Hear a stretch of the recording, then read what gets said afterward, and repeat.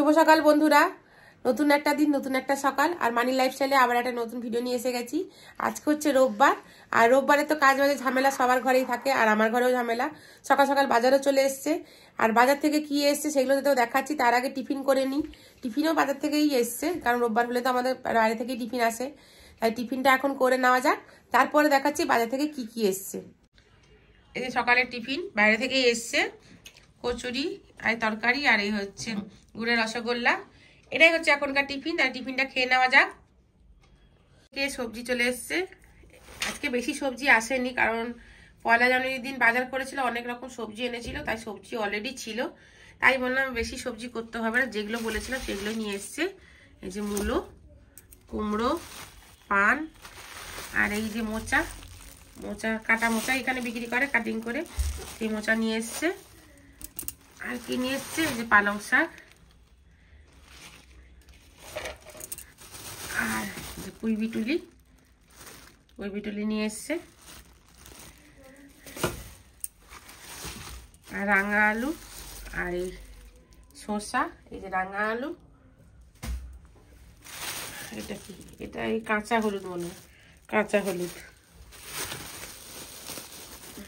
আর এই যে স্পেশাল কদবেল এসছে, এখানে পাওয়াই যাচ্ছিল না কদিন ধরে, নিয়ে এসছে কতগুলো।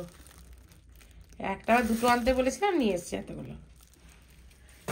তাহলে এখন দুপুরে রান্না বান্না কি করা যায় সেটারই আনাজ কাটবো চিন্তা ভাবনা করে, যে আজকে কি রান্না বান্না করা যায়। তার জন্য আনাজ কেটে নিয়ে আগে, তারপরে দেখাচ্ছি কি রান্না বান্না করবো, আর তার জন্য কি আনাজ কেটেছি। আনাজ কেটে নিয়ে চলে এসেছি কি কি রান্না করব। আর বাজার থেকে আজকে মাছ সেরকম আসেনি, শুধু মাংসই নিয়ে এসেছি, কারণ ঘরে মাছ ছিল অনেক, সেই জন্য আমি আজকে মাছ আনতে না বলেছিলাম। আর শুধু সেই জন্য মাংস এসছে, দেখিয়ে দিচ্ছি। মুরগির মাংস নিয়ে এসছে, আর কি কি আনাজ কেটেছি রান্না করার জন্য সেগুলো আমি দেখিয়ে দিচ্ছি। এই যে এখানে পালং শাক কেটে রেখেছি, এটা সবজিটা পড়বে পালং শাকের তরকারি করব। আর আম কেটে রেখেছি, আম, আর এইদিকে টমেটো আছে, এই টমেটো আম মিশিয়ে চাটনি করব। আর এখানে আছে বেগুন ভাজবো বলে কেটে রেখেছি, আর আলু কেটে রেখেছি, মাংস পড়বে। আর এখানে তো টমেটো দেখালামই, এই টমেটো কেটে রেখেছি, একসঙ্গে চাটনিতেও পড়বে, মাংসতেও পড়বে, আর বাঁধাকপিতে একটু দেবো। আর এখানে বাঁধাকপিও কেটে রেখেছি, রাতে যেহেতু রাতের জন্য বাঁধাকপিটা করে রাখবো। এই যে বাঁধাকপি, এগুলো এখন রান্না হবে। আর এখানে আছে মাংস, এই যে মাংস পলিথিনে রাখা আছে, মুরগির মাংসই এসছে। এই মাংসটাকে তাহলে ধুয়ে পরিষ্কার করে নিই। মাংস ধুয়ে নিয়েছি, এখানে হচ্ছে মুরগি মাংস হাড় পিস দেখে করেছি, আর এটা আলাদা করে দিলাম, কারণ মাংস পিস কেউ খেতে চায় না আমাদের, ওই জন্য মাংস পিসগুলোকে পরে চিলি চিকেন বানাবো বলে আলাদা করে রেখে দিলাম। আর এটাকে এখন রান্না করবো। তাহলে এখন রান্না শুরু করে দেওয়া যাক।